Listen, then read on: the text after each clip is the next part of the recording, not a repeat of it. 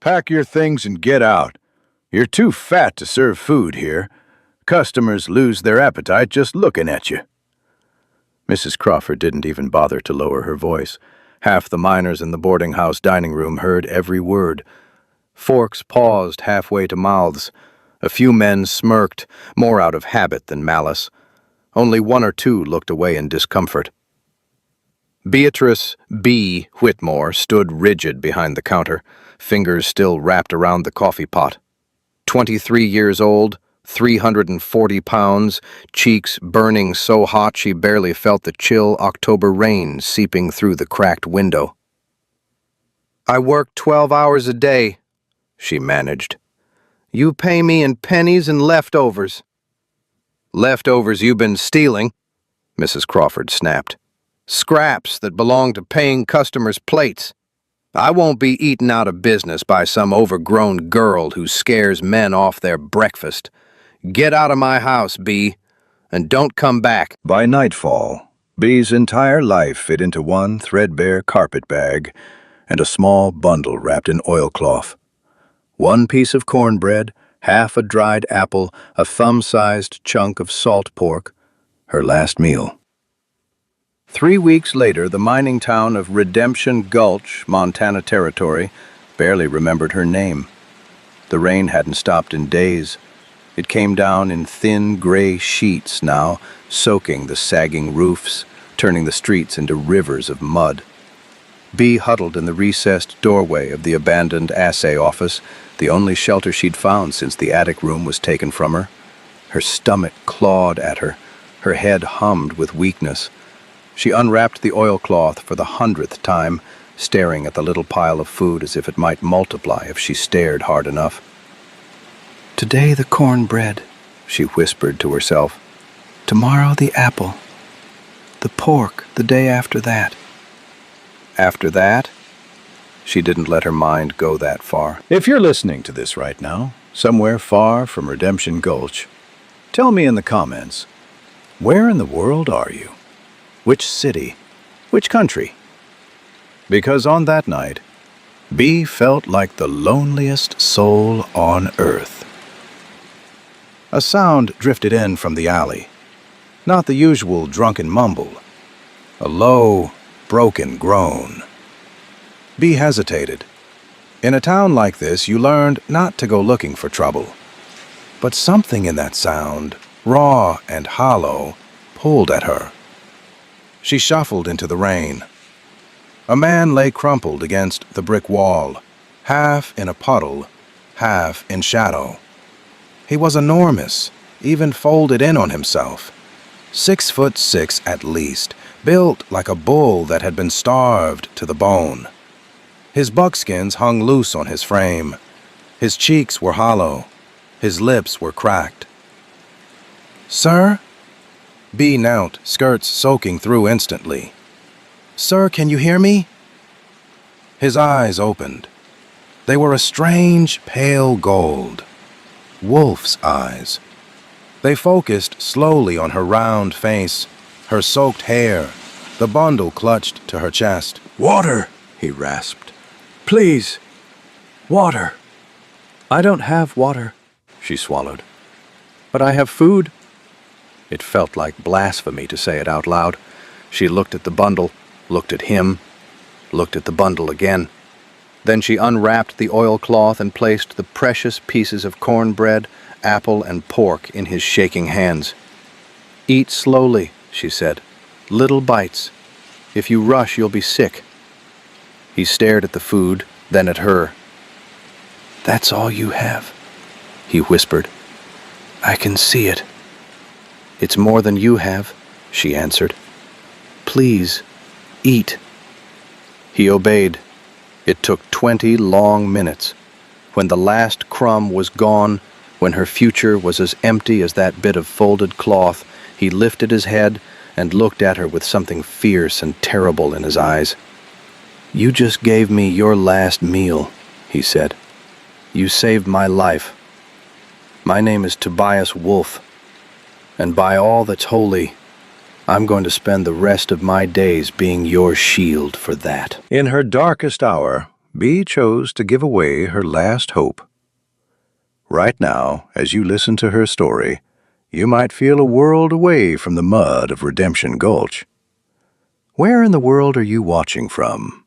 Which city or country? Let us know in the comments so Bee, and all of us, know she's not alone. If Bee's kindness touched your heart, please like and share this story to spread a little light today. Sister Margaret didn't ask questions. That was the first miracle. She simply flung open the mission house door, took one look at Tobias's gray skin and shaking limbs, and barked orders to the nuns like a general leading a battle. "Get blankets, hot water, clean linens. Mary, take the girl to the kitchen. She's half-starved herself." Bee barely had time to protest before she was seated at a wooden table near the stove, a steaming bowl of broth placed in front of her. Her hands trembled as she lifted the spoon. "When did you last eat, child?" Sister Margaret asked briskly. 3, 4 days ago. I'm not sure." "And before that?" "A week, maybe. It's hard to remember." Bee's voice wavered. The older woman's eyes softened. "Well, you'll remember tonight. Eat." Across the room, Tobias lay on a cot near the fire, 3 nuns working over him with practiced efficiency, washing his face, coaxing him to sip broth, rubbing warmth back into his fingers. But even in his weakened state, his eyes kept drifting toward Bee, watching her, tracking her, as if he needed confirmation she still existed, as if she were something precious he'd almost lost.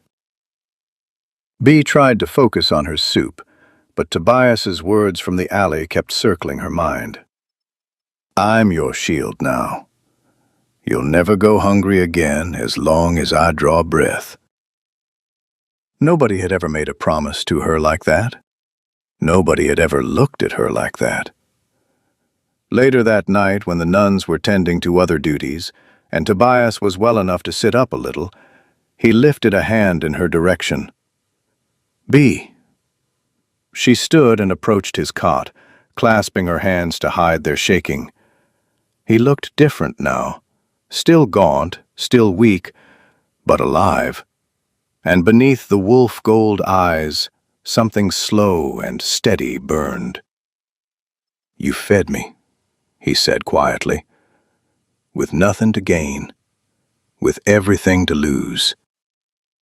"I couldn't walk away," she murmured. Tobias studied her, the flickering firelight carving deep shadows across his cheekbones. "Then let me tell you who you saved." He told her everything. How he'd spent 15 years trapping in the Montana high country, how he'd built a cabin with his own hands, how he lived by honor, by fairness, by a code no law could teach, how Marshall Hendricks had fabricated charges to seize Tobias's season's pelts, the only income he had. "I was outnumbered, outmaneuvered, and left with nothing," he said. "I tried to make it to the mission house, but hunger hit me like a bullet. I'd have died in that alley if not for you." Bee looked at the floorboards. "Anyone would have helped."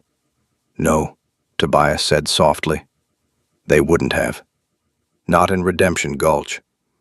Not for a stranger who looked like me." He reached out, fingers brushing the back of her hand, calloused, warm. "Bee, I'm going to say something that'll sound mad. But starvation burned the hesitation out of me." Her breath caught. "What is it?" "I want you to come with me," he said. "To my cabin. To my life. As my partner." Bee stared. "Partner? You mean work for you?" "Work with me," Tobias corrected. "Share my home, share my table, share my life." Her heart pounded. "Are you proposing marriage?" "Yes," he said simply. She took a step back, dizzy. "Tobias, you barely know me." I know the important things. His voice was steady, a man stating facts, not fantasies. You gave your last meal to a starving stranger. You feared hunger and chose compassion anyway. That tells me everything about your soul. Bee shook her head. You deserve someone beautiful, someone small, someone the world admires. He frowned. I'm not looking for a decoration, Bee. His hand closed around hers fully now, firm, warm, anchoring her against the storm of her own doubts. I'm looking for a woman who can endure a Montana winter, who can work at my side, who won't flinch at hardship. Who knows how to be kind when the world is cruel? He let out a breath. And you're the strongest woman I've ever met. Bee's voice broke. People laugh when they look at me. They whisper behind my back. You don't know what they say. I know what I see, Tobias said. A woman built for survival. A woman built for generosity. A woman built for a life bigger than a boarding house kitchen. He swallowed, jaw tightening with emotion he rarely allowed to surface. Bee, you saved my life. Let me save yours. Come with me. Not as a servant, as my wife. Her eyes filled, blurring the worn planks of the mission floor. I'm afraid, she whispered. Good, Tobias murmured. Courage isn't feeling safe. It's choosing anyway. Silence stretched between them, warm, fragile, trembling. Bee finally asked, If I say yes, what happens next? Tobias's hand tightened around hers. Then I build a life around the woman who gave me back my future.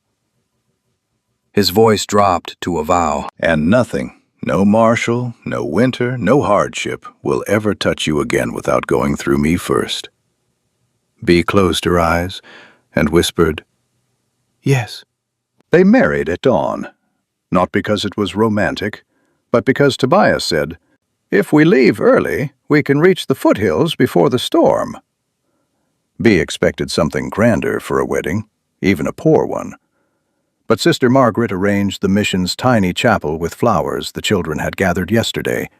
2 stubby candles flickered on the altar, one stubbornly refusing to stay lit. 3 nuns hummed a hymn off-key. It was imperfect, crooked, humble. It was beautiful. Bee wore a simple dress the nuns had sewn from donated fabric. Tobias wore freshly scrubbed buckskins and boots he'd polished until the leathers shone.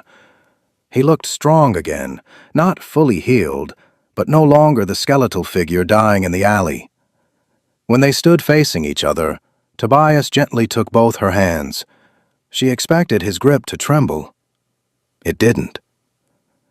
I, Tobias Wolfe, he said, voice low but steady, take Beatrice Whitmore to be my wife, the one who saved my life, the one I will protect with my own, with everything I have and everything I become. Gasps flitted through the small room. The nuns weren't accustomed to rugged mountain men speaking vows with such naked devotion. Sister Margaret smiled so wide her cheeks trembled. Bee's turn came. Her hands shook so badly she nearly dropped the small ring Sister Margaret had found in the donations box.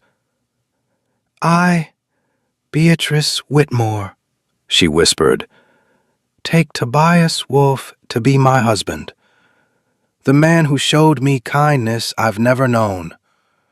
I will stand with him and help rebuild what he lost. I'll be his partner. Her voice cracked on the last word. Tobias didn't let her falter.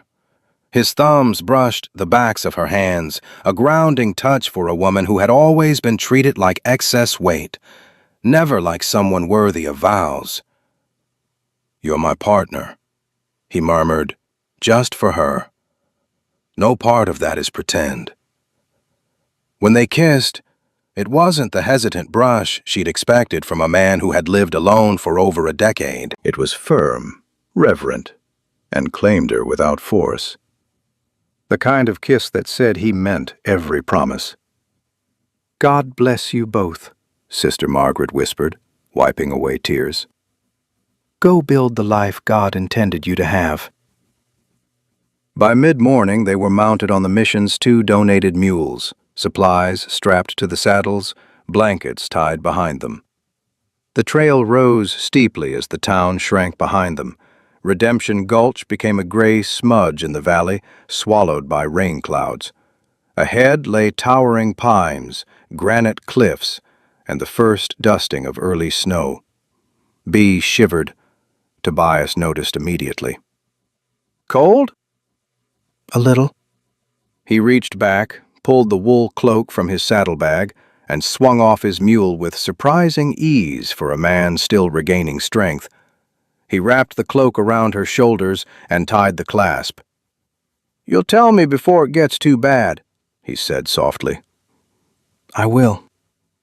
He held her gaze one moment longer, checking, confirming, protecting, and remounted. The road tested her within the first hour. Mud sucked at the mule's hooves.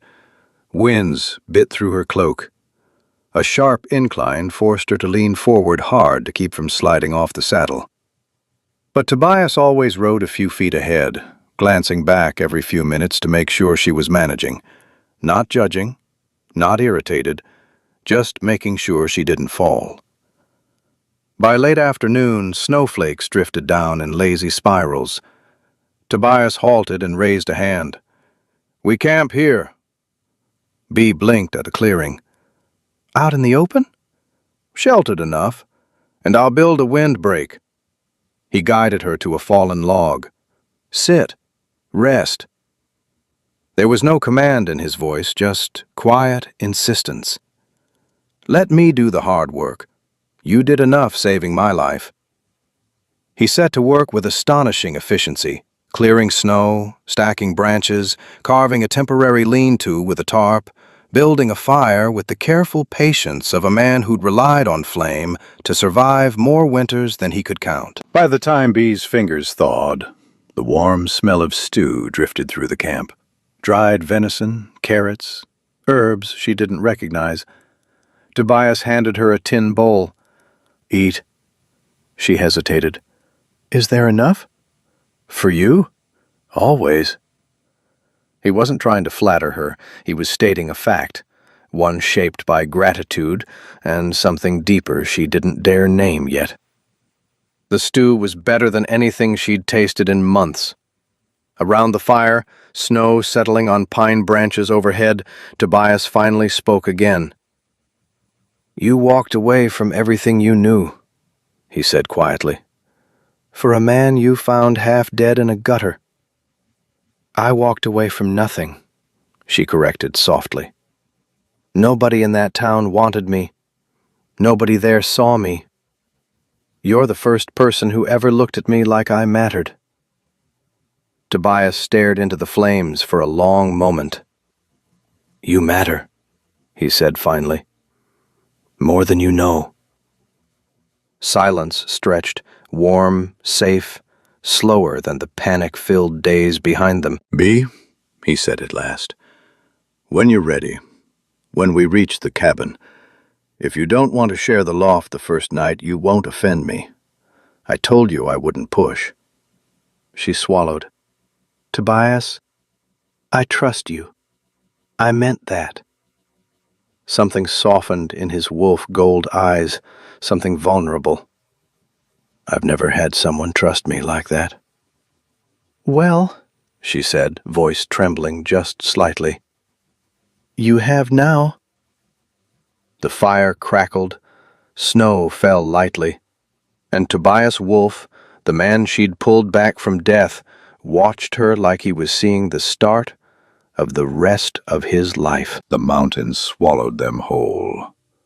By the time Tobias and Bee reached the high valley that cradled his cabin, winter had settled like a heavy quilt.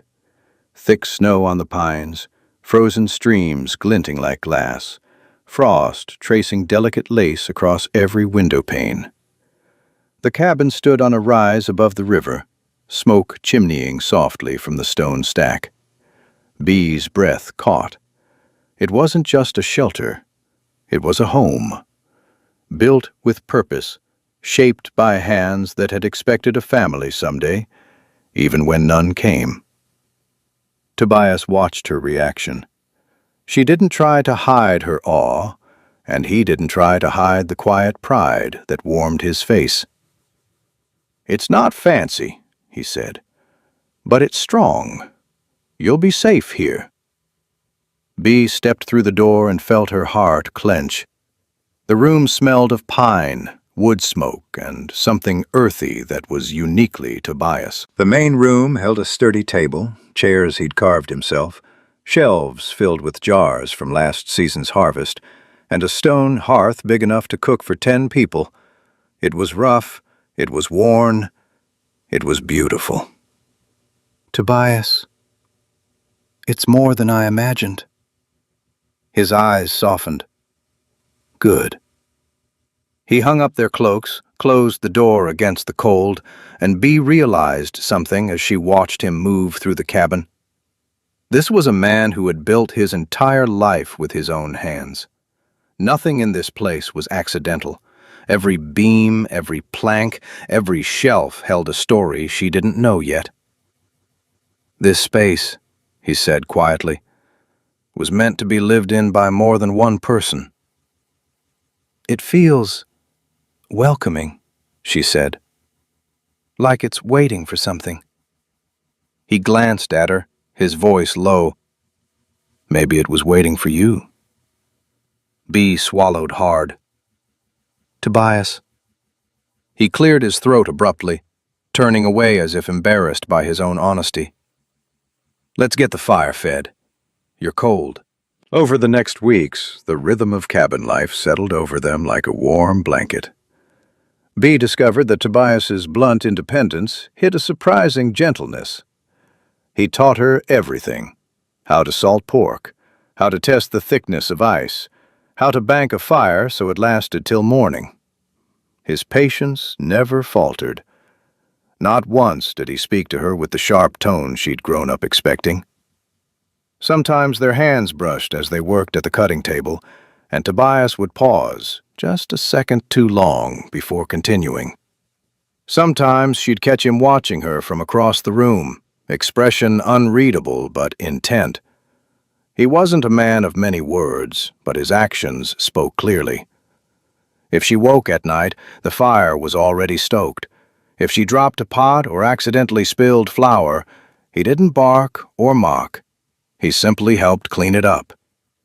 If she grew winded climbing the path to the smokehouse, he slowed without drawing attention to it, matching his pace to hers. He treated her like her presence mattered. Nobody ever had. And the cabin slowly reshaped itself around her touch. Tobias helped move shelves so she could reach them easily. She reorganized the pantry with a system that made sense instead of chaos.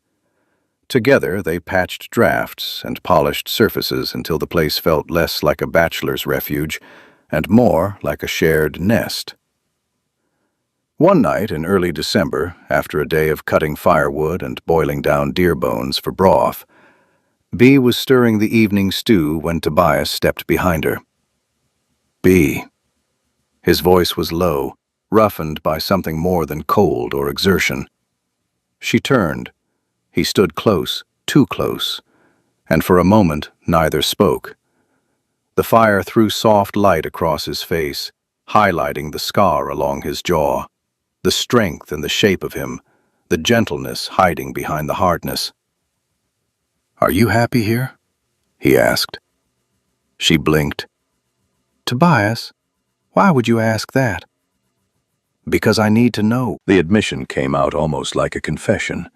Vulnerable, uncertain, A man who could face down wolves and winter storms, yet feared the thought of being unwanted. Her chest tightened. She wiped her flour-dusted hands on her apron. "I am happy," she said softly. "More than I thought possible." His shoulders eased just slightly. "Good." She hesitated. "Are you?" He looked at her then, really looked, gold eyes bright in the firelight, voice dropping to that gravel-soft register he used only when speaking truth. "Yes." Silence fell between them, thick and warm. "Tobias," she whispered, "you don't have to keep distance with me." "I'm trying not to crowd you," he murmured. "You've had enough of that in life." "You're not crowding me." His breath caught. The air shifted like the moment before a storm breaks. "Bee," he said quietly. "Come here." She stepped closer. He didn't touch her at first. Instead, he lifted a hand slowly, giving her time to pull away. She didn't. His fingers brushed her cheek, rough calluses against soft skin. "I've been waiting for you to tell me if you wanted more," he said. "I won't take anything you don't freely give." Her heart thudded. "I want more," she whispered. That small confession undid him. Something in his expression broke open. He cupped her face gently, reverently. "Then kiss me," he breathed. She did. It was soft at first, almost shy, then deeper, warmer, breaking years of loneliness in both of them. Tobias kissed like a man who knew how precious the moment was, like he feared she might vanish if he wasn't careful. When he finally pulled away, he pressed his forehead to hers. "I'll never rush you," he murmured, "but I want you to know. I want you, not out of gratitude, out of choice." Her throat tightened. "Tobias, nobody's ever wanted me." "I do." His hands slid to her waist with gentle certainty. "Every inch of you. Every part." Her eyes stung. "I don't know how to be what a wife is supposed to be." "Be exactly who you already are," he said. "That's all I need." That night they climbed to the loft together, not as strangers bound by survival, but as two lonely souls finding warmth in each other. Tobias was careful, patient, letting her set the pace. And Bee discovered that tenderness from a man who respected her was more healing than she ever imagined. Winter deepened around them, but inside the cabin life grew warmer each day. Their routines intertwined. Their laughter echoed against timbered walls. Their evenings near the fire grew longer, filled with stories, quiet touches, shared blankets. By midwinter, Bee no longer wondered whether she belonged in that cabin. She knew. Tobias had saved her from cold and hunger. She had saved him from loneliness.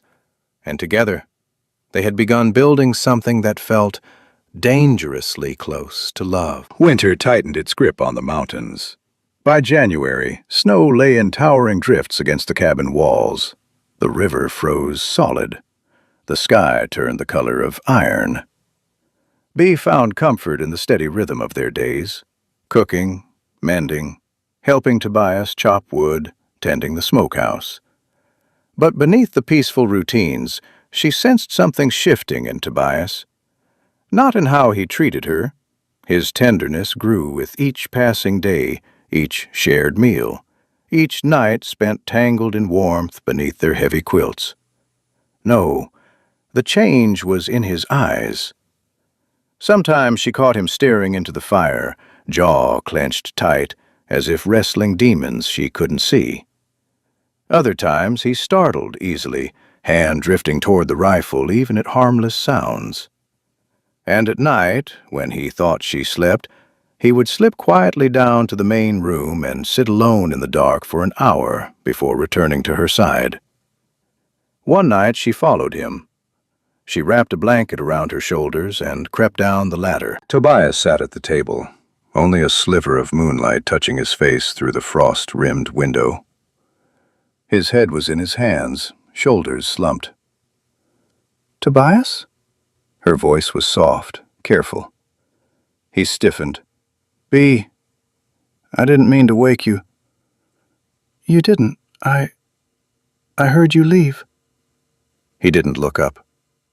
"Go back to bed, sweetheart. It's cold."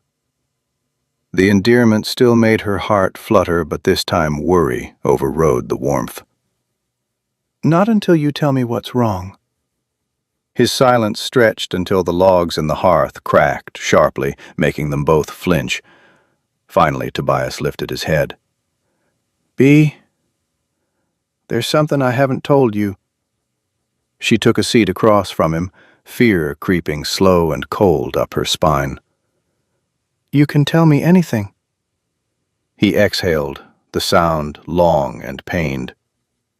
"The marshal who stole my pelts, Hendricks, he didn't just want my territory. He wanted me gone. Gone for good." Her stomach twisted. "Tobias? What are you saying?" "Hendricks put a bounty on my head." The air left her lungs. "A bounty? Not an official one. Quiet, under the table. He told the wrong men that I was carrying a season's worth of furs, that I was vulnerable traveling alone, that if someone were to remove me, no questions would be asked." Bee felt sick. "He tried to have you killed?" "Yes." "And the men who came here, the ones you confronted?" "Were hired by him," Tobias finished. "That was only the first attempt. If Hendricks finds someone more determined, someone who doesn't care about the snow or the cold," he shook his head, "they'll come, eventually." Bee's hands trembled beneath the blanket. "Why didn't you tell me this sooner?" His gaze softened. "Because you deserved one winter of peace before the world tried to take it away." "Tobias." He reached across the table, his massive hand enveloping hers. "I wasn't trying to keep secrets. I was trying to protect you. I thought, if they believed I was dead, maybe they'd leave us alone. But the truth is, I won't hide from this forever. And now that I have you, hiding isn't an option." She squeezed his hand, her voice barely above a whisper. "We'll face it together." His throat worked. "You don't know what you're saying." "I know exactly what I'm saying. I won't let you face danger alone. I'm your partner." Something in him cracked open then, raw and grateful, almost disbelieving. "You are," he said hoarsely. "God help me, you are." They held each other's gaze across the table, fear and love and determination braided tightly together. But the real test came sooner than either expected. 3 nights later, a blizzard roared over the mountains. Winds rattled the shutters. Snow slammed against the roof hard enough to shake the rafters. Tobias banked the fire high, checked every window and door twice, then pulled Bee close near the hearth. "We stay inside," he instructed quietly. "No matter what." "Of course." But sometime around midnight, over the howl of the storm, a new sound cut through the wind. Hoofbeats. Bee froze. "Tobias," she whispered. He had already reached for his rifle. "Get behind me." A fist pounded on the cabin door, then a voice, hard, unfamiliar, soaked in malice. "Wolf! Open up!" Bee's pulse thundered.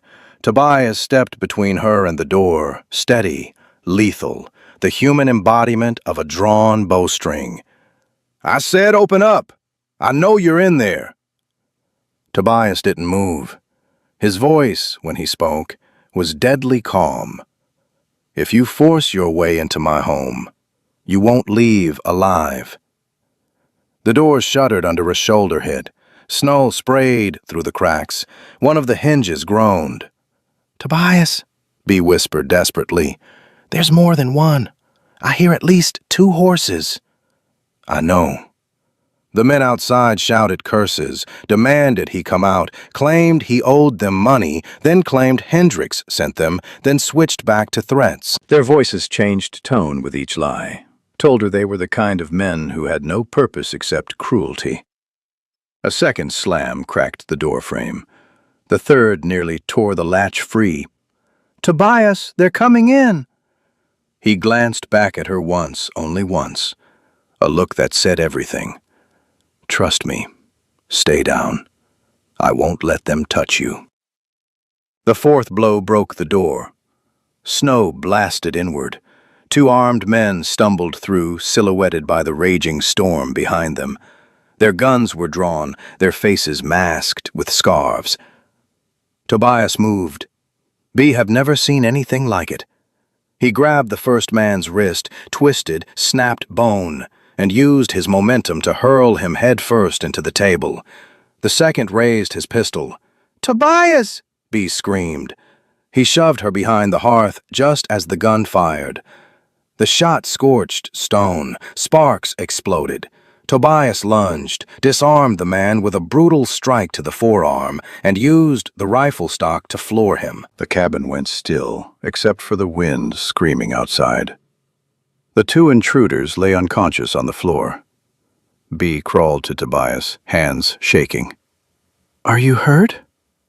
He cupped her face, breath ragged with adrenaline. "Didn't let them near you, did I?"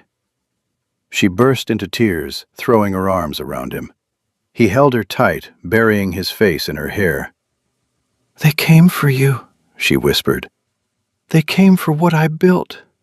They came for what I have." His voice roughened. "But they made one mistake, Bee." She leaned back enough to meet his gaze. "What mistake?" He brushed her tears away with calloused fingers. "They thought you were a weakness."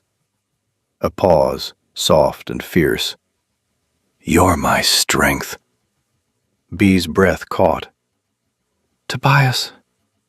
He kissed her, not desperate, not shaken, but steady and claiming, the kiss of a man who knew exactly what he was fighting for. When he finally pulled back, the storm still raging, the broken door hanging off its hinges, Tobias murmured into her hair, "No matter who comes, no matter who tries to take this from us, I'll stand in front of you every time." Bee whispered back, "And I'll stand with you." The storm outside howled like a living thing, but inside that battered cabin, something stronger held firm. The blizzard raged for 2 more days. Tobias and Bee spent every waking moment preparing for the inevitable. The 2 intruders, bound and gagged, were shoved into the storage room to keep them from freezing to death, though Tobias made it clear he'd show no such mercy to whoever sent them. "Hendricks won't let this go," he said as he reinforced the broken door with heavy planks. "He sent men willing to ride into a blizzard. That means he's desperate." "Desperate people make mistakes," Bee murmured, sorting bullets with trembling hands. Tobias paused, watching her. "Are you frightened?" "Yes." She met his gaze steadily. "But I'm not running." A muscle in his jaw tightened. He crossed the room in 2 long strides and rested his forehead against hers. "I don't deserve you," he whispered. "Yes," she breathed. "You do." When the storm finally broke, silence fell over the valley like a held breath. That silence did not last. Just past dawn, Tobias, watching from the window, went still. "Bee," he said quietly, "go to the hearth. Stay low." She obeyed without question. A lone rider pushed through the knee-deep snow. No scarf, no mask, no attempt to hide. Marshal Hendricks, alive, armed, and wearing the smirk of a man who believed the law and the world belonged to him. He reined his horse beside the ruined doorframe and called out, "Wolf, I'm here to settle unfinished business." Tobias stood in the doorway, rifle in hand. "Your business dies today, Hendricks." Hendricks dismounted slowly, deliberately. "You think you can threaten me? Shoot me? I'm the law in 3 counties. I own the judges. I own the papers. I own the men who write the records. If I kill you right now, nobody will question it." "You tried to kill me twice already," Tobias said coldly, "and you sent men after my wife." Hendricks laughed. "She's the reason I'm here, Wolf. I want her gone. Out of this valley and out of your life." Bee flinched, but she refused to duck back behind the stone hearth. She crawled to the broken doorway, rising slowly until she stood beside Tobias, terrified, shaking, but upright. Hendricks blinked. "You, fat girl! I didn't say you could come out." "She's not a girl," Tobias growled. "She's my wife." "And you married her?" Hendricks sneered. "A bloated woman nobody wanted? You let someone like her carry your name?" Tobias raised his rifle. "Say one more word about my wife, and it'll be your last." But Bee laid a trembling hand on his arm. "Tobias," she whispered, "let me speak." He didn't lower the rifle, but he gave her space. Bee stepped forward, heart thundering, while Hendricks stared with undisguised contempt. "You came here," Bee said quietly, "because you think Tobias is alone, weak, unprotected." "He is," Hendricks snapped. "He's not," she replied, "because he has me." Hendricks snorted. "What can you do? Sit on me?" Bee stiffened, but did not step back. "I fed Tobias when he was starving," she said steadily. "I nursed him back from death. I helped rebuild this cabin. I keep his books. I run his home. I make his traps more efficient. I make his work possible." She took one more step. Her voice did not shake. "I am not weak. I am not worthless. And if you come after my husband again, you will learn exactly how strong I am." Hendricks opened his mouth, but Tobias cut him off with 2 words spoken like a promise of violence. "She's right." Tobias leveled the rifle at Hendricks' heart. "You think her size makes her small? You think a woman's place is beneath your boot? Bee is the reason I'm alive. She is the reason this valley still stands, and if you ever speak her name again with anything but respect—" He cocked the hammer. "Your family will bury what's left of you in the spring thaw." Hendricks' smirk finally cracked. "You wouldn't dare," he whispered. "Try me," Tobias said. The 3 words hung in the cold morning air, like the edge of a blade. Hendricks looked between Tobias, the rifle, the dead calm in the mountain man's eyes, and the unwavering strength in Bee's stance beside him. Fear finally sparked in his expression. I'll leave," he muttered. "You won't see me here again." "Correct," Tobias replied, and fired. The bullet hit the snow an inch from Hendricks's boot, sending a spray of ice over the marshal's legs.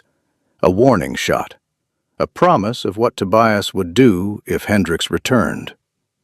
Hendricks staggered back, mounted his horse, and fled down the trail as fast as the snow would allow. Silence settled. Slowly, Tobias lowered his rifle. Then he turned to Bee with something like awe in his eyes. "You stood up to him," he murmured. "You stood with me." "I told you," she whispered, throat tight. I'm your partner." He cupped her face with both hands and kissed her, hard, grateful, proud. "You're my strength," he said softly against her lips. "And you're my shield," she replied. Behind them, the storm-battered cabin stood firm. Ahead of them, the danger had passed. But above all else, something powerful and unbreakable had been forged in that doorway. Bee's voice, Bee's courage, Bee's place at Tobias Wolf's side. The days that followed were the calm after a long-held breath. The snow softened. The wind lost its teeth. The air tasted cleaner, lighter, as though the whole mountain had exhaled once Hendricks vanished from it.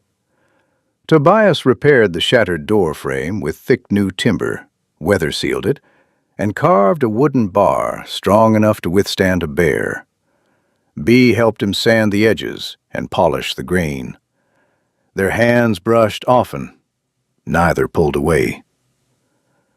On the third evening after the confrontation, they sat by the fire, 2 mugs of tea warming their palms, the room aglow with amber light. The chaos of winter felt distant. Danger felt far away. But something else lingered in the air. Something deeper than survival. Tobias broke the silence first. "You saved me again," he murmured, staring into the flames. Bee frowned softly. "When?" "When you stepped forward. When you stood tall even though you were terrified. When you made Hendricks look at you, really look, and see the woman who wasn't afraid of him." Her cheeks flushed. "I was shaking so hard I thought my knees would give out." "They didn't," he said, "because you're stronger than you ever knew." She swallowed. "And you protected me. No one has ever stood between me and danger before." Tobias turned his head then, not quickly, but with quiet purpose.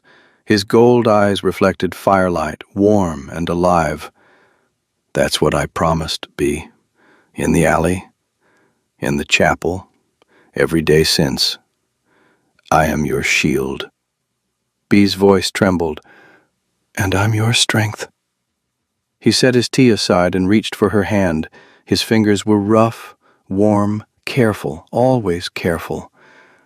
"I've lived a long time alone," he said. "I thought needing someone was weakness. I thought loving someone was impossible after the life I'd lived." Bee's breath hitched. He continued, voice low, "But you taught me something. Needing someone isn't weakness when it's the right person." Her heart ached at the softness in his tone. "Tobias," she whispered. He lifted her hand to his lips. "You're the right person." She blinked hard to keep tears from spilling.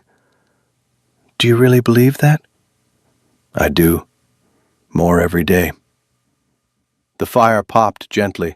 Snow tapped against the frosted windows.